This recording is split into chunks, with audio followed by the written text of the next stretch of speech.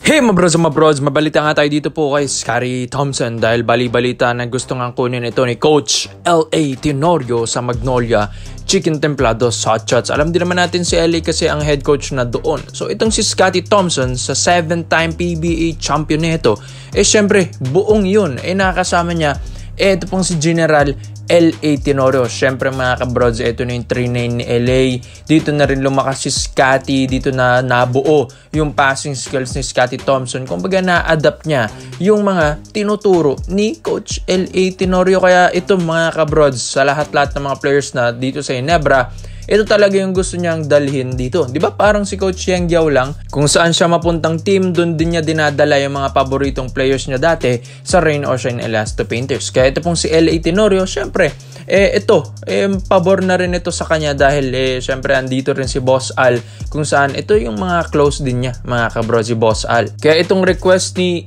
L.A. Tenorio, ni Coach L.A. na mapunta ito pong si Scottie Thompson dito sa Magnolia Hot Shots, syempre pag-iisipan mo na ito ng mabuti mga kabrods. Alam din naman natin, ito pong Barangay Nabra San Miguel, nawala na nga si Jamie Malonzo tapos kukunin pa si Scottie Thompson. Syempre magagalit na ito pong si Coach Tim Cone neto. Pero kung maayos naman ang i-offer na ito po ni Coach L.A. Tenorio ng mga players ng Hot Shots, makakuha lang si Scottie Thompson, mga kabrods, syempre baka pumayag din ito pong si Coach Tim Cone and si Boss Al Francis Chua. Alam din naman natin kasi sa Hot Shots, kulang din ito ng mga gunners na rin. And yung energy ni Scottie Thompson, baka nga dito na mabura yung pagiging intro boys ng Hot Shots. Kasi napilay na yung Hot Shots simula nung na-trade nila ito pong si Gio Halalon. Halos parang same lang din naman ng laruan si Gio and Scottie Thompson. Kaya yun, napilay ng Hot Shots. Wala na silang reliable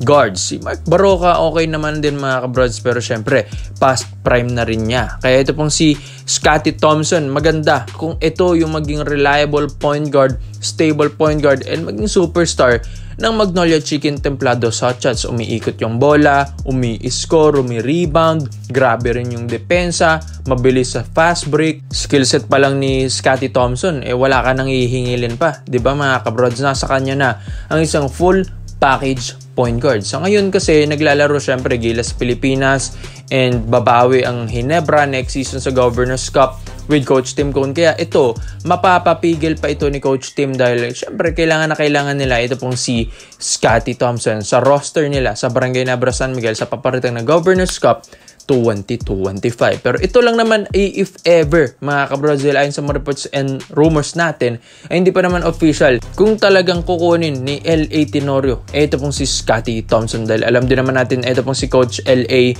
magaling din ito mag-develop ng mga point guards. Kaya malay natin lumakas yung mga guards and magstay na lang siya sa mga point guards na nandito sa Hot Shots ngayon. Ang dami kasing mga inconsistent point guards dito sa Hot Shots, katulad nila Paul Lee. Diba mga kabrods, kumbaga sa elimination lang sila bumibira. Pagdating na playoffs, nawawala na, kaya kailangan talaga nila ng isang Scottie Thompson. Kaya ito, malaking decision ito para sa Barangay Nabra San Miguel dahil bali-balita na ito pong si Scottie Thompson ay hindi na rin ito iti-trade ng Ginebra. Wala nga daw silang gagalawin sa lineup, pero nung nawala si Malonzo pumunta ng Kyoto Canaries, dito na gagalaw ulit ang Ginebra. Pero ito mga kabrod, sa tingin nyo ba dapat bang bitawan ng Ginebra ito pong si Scottie Thompson dahil nga sa favor ni Coach L.A. Tenorio na mailipat ito sa Hot Shots? Alam kong malabo, pero komento mo lang ang opinion mo dito mga brods at isa natin yan.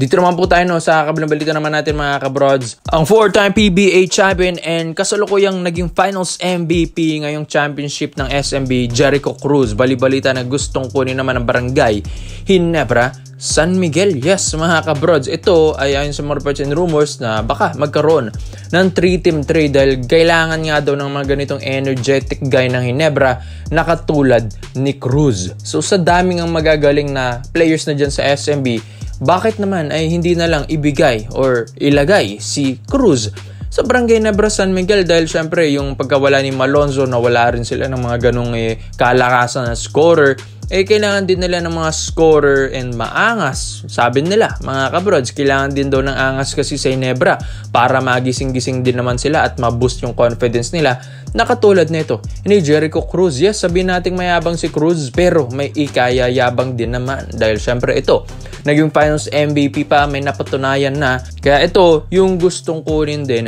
ng Ginebra. Sabi nga nila, nung nawala ito pong si Robert Jaworski sa Ginebra, wala nang sumunod na maangas sa Gin. Siguro si Kagiwa dati. Pero after nun, wala na, mga kabrods. Ito pong si Jericho Cruz, kailangan din nila dito. Dahil itong si Cruz, hindi naman ito mag-Finals MVP kung hindi ito bumibiran ng tres. Grabe rin yung depensa, grabe yung hustle din neto, grabe rin yung court vision. Kumbaga maraming haters si Cruz, pero hindi naman nila nakikita yung skill set na naibibigay ni Cruz sa SMB. Kaya napaka-consistent ng player na to. Simula nung playoffs pa lang, semis to finals, mga kabrods. Kaya siya yung tinanghal na Finals MVP. Pero pinag-iisipan din ito ng Ginebra management kung papayag ang SMB dito. Dahil syempre may CJ Perez ka na, may mga Jeron Teng ka na dyan, may mga malalakas na point guards ka na rin dyan sa Ginebra, may mga Wami Chongson pa, diba mga kabrods? Kaya overloaded na ang mga guards ng SMB. Kaya gusto rin nilang kunin ng Ginebra ito pong si Jericho Cruz para naman maging patas ang dalawang koponan na to na sister team naman din. Kaya ito, tulungan lang din ito mga kabrods. Pero may mga reports and rumors din tayo na maraming Ginebra fans ang ayaw rin dito kay Jericho Cruz, diba? Tuwing nakakalaban ng SMB ang Ginebra, maraming haters ng Ginebra. Ito pong si Jericho Cruz dahil ito nga talaga yung pinaka-inaasar nila. Sabi nga nila, mahirap maging kalaban dahil mapang-asar talaga ito pong si Cruz sa mga fans dahil syempre puro dila, diba? Pero masarap naman maging kakampi, di ba mga kabrods? Kaya ito yung magiging maganda sa Ginebra, ikagaganda rin nila ito dahil kahit anong galit nyo kay Cruz, yun din naman yung galit na binibigay niya sa hard court, mga kabrods. Yung bigay, yung energy niya, yung sacrifice ng body niya, binibigay niya rin talaga, mga kabrods. And isa pa dito, talagang nag-improve na rin yung shooting na ito, mga kabrods. Alam din naman natin sa Ginebra, kailangan din nila ng mga sharp shooter. Bukod sa bigs na hinahanap nila ngayon, sharp shooter rin na point guard ang gusto nila. Kaya ito pong si Jericho Cruz na nag-Finals MVP lang, why not mga kabrods? Pero syempre sa SMB, hihintayin pa rin natin yung mga sagot ng dalawang panig na ito dahil kaka-Finals MVP lang ni Cruz, baka nga may hihigpitan pa nila itong kontrata ni Cruz dito sa SMB dahil syempre, alam nga namang ibibigay nila ito basta-basta. Pero kung maayos ang offer ng Ginebra, magiging fair ang trade ng Ginebra, why not mga kabrods? Sa NBA nga, puro trade na rin. Maski superstar ka pa, diba? Paano pa dito sa PBA? Kaya ito, mga kabrods, Jericho Cruz, Barangay Ginebra, San Miguel sa inyo, bagay ba sa dito sa sistema ni Coach Tim Cone? Siya na ba ang missing piece ng Barangay Ginebra, San Miguel? Kaya komento mo lang ang opinion mo dito mga brods at isa-isa natin yan. Salamat po sa panonood mga brods. This is Kings Basketball. Yun lang. I'm out.